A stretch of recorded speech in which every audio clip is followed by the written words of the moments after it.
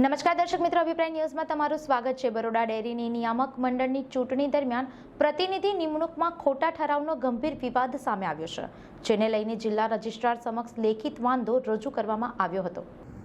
Baroda dairy સંઘની નિયામક મંડળની ચૂંટણી 2025 અંતર્ગત પ્રતિનિધિ નિમણૂક પ્રક્રિયામાં ગંભીર અનિયમિતતાના આક્ષેપો થયા છે। દૂધ ઉત્પાદક સહકારી મંડળીમાંથી લીલાબેન દિલીપસિંહ ચૌહાણના નામનો ઠરાવ સમયમર્યાદામાં બરોડા ડેરીને મોકલાયો હતો અને તેની ઇનવર્ડ એન્ટ્રી પણ નોંધાઈ હતી। 25 જુલાઈ 2025 સુધી ડેરીમાં એક જ ઠરાવ નોંધાયેલ હોવાનું જણાવાયું છે।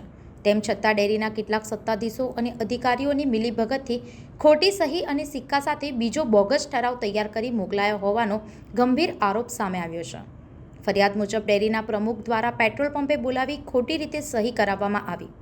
આ સમગ્ર પ્રક્રિયાને ગેરકાયદેસર ગણાવી લીલાબેન ચૌહાણે જિલ્લા રજિસ્ટ્રાર વડોદરા સમક્ષ લેખિત અરજી કરી યોગ્ય તપાસ અને ન્યાયની માંગ કરી છે। મારા દૂધ મંડળી છે ત્યાં 25/7/2025ના દિવસે અમે એક ઠરાવ ઇનવર્ડ પણ કરાયો હતો। એના પછી ત્યાં ડેરીમાં એક જ ઠરાવ આવેલો હતો, તો એના પછી આ ઠરાવ બીજો ક્યાંથી આવ્યો તે અમારે તપાસ કરાવી છે। ગેરરીતિ થઈ રહી છે અને તાનાશાહી ચાલી રહી છે ડિરેક્ટરની। રજૂઆત કે બસ અમને આનો ન્યાય મળે। આ 7 ઠરાવ ખોટા બોગસ ઠરાવ કર્યા છે એનો સામે અમને ન્યાય મળે।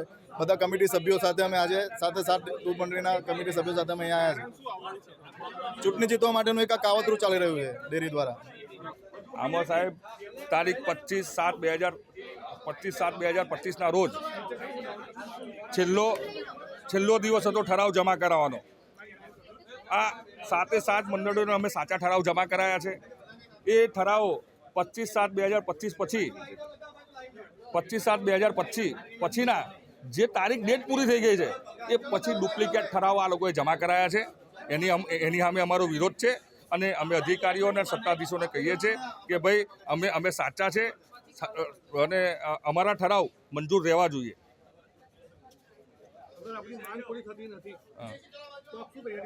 માંગ નહીં પૂરી થાય તો અમે કાયદેસરની કાર્યવાહી કરીશું। અમે કોર્ટમાં જઈશું અને આની પર કાયદેસરની કાર્યવાહી થવી જોઈએ।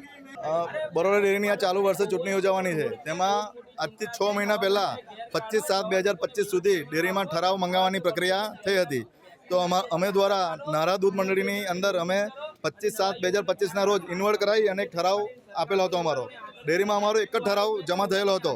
ત્યાર પછી આવતીકાલે અમને એક નોટિસ મળી કે તમારા ડેરીમાંથી 2 ઠરાવ આવેલા છે, તો બીજો ઠરાવ ક્યાંથી આવ્યો તેની તપાસ માટે અમે આજે એક વાંધો રજૂ કરવા માટે અહીંયા ડેરીમાં આવેલા છે। મેનેજિંગ ડિરેક્ટર, જિલ્લા રજિસ્ટ્રાર અને જિલ્લા કલેક્ટરને અમે આજે આવેદન આપવાના છે।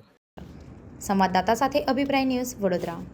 આવા જ વધુ સમાચારો જોવા માટે સબસ્ક્રાઇબ કરો અમારી યુટ્યુબ ચેનલને અને જોડાયેલા રહો ફેસબુક, ઇન્સ્ટાગ્રામ અને ટ્વિટર પર।